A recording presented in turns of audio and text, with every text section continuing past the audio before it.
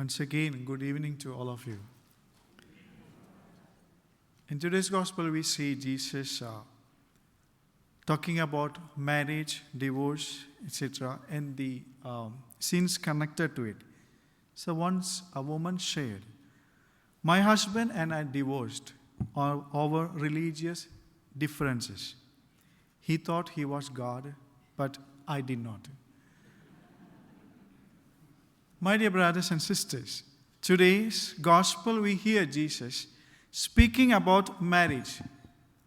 When asked about the lawfulness of divorce by the Pharisees, Jesus steps in with his teaching on marriage. He says, "From the beginning of creation, God made them male and female." And we saw it in the first reading. When God saw it was not good for man to be alone, He puts man into a deep sleep, and from one of man's ribs, God creates the woman.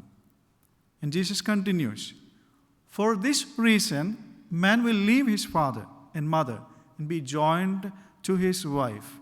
The two will become one flesh. So they are no longer two, but one flesh.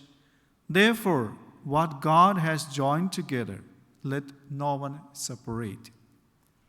From this passage, I would like to draw 3 points for reflection. The first one, it is God who has joined the couple in marriage.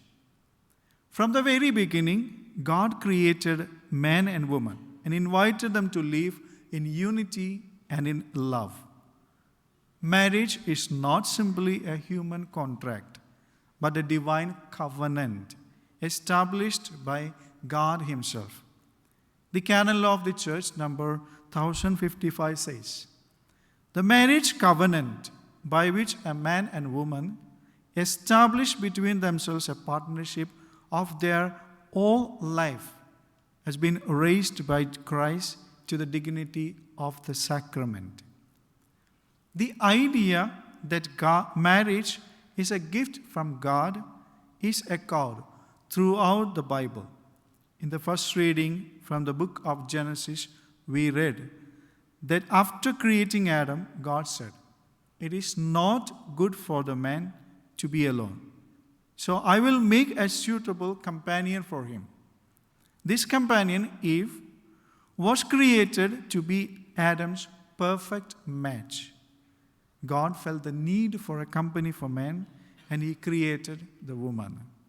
My dear brothers and sisters, if you have come together in marriage, it is the plan of God.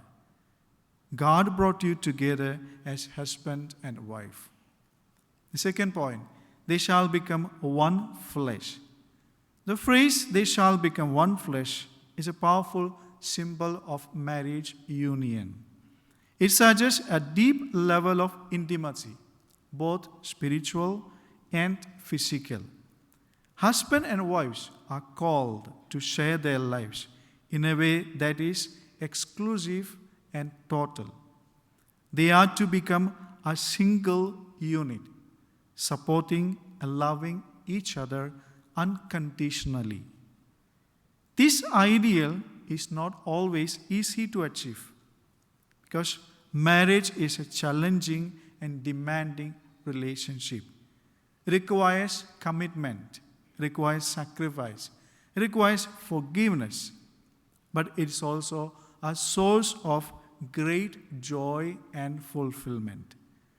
When husbands and wives strive to live out their vows, they are participating in a beautiful sacred mystery. The third point is that no human must separate them. Jesus declares, "Therefore, what God has joined together, let no man separate." This statement underscores the sacred and indissoluble nature of marriage. If God has joined you in marriage, no one can or should separate you. You will remain one till God separates you by death. My dear brothers and sisters, Jesus' words challenge the prevailing culture and religious norms of his time. He emphasizes the sacredness of marriage, not as a mere social or legal contract, but as a reflection of God's original intention for humanity.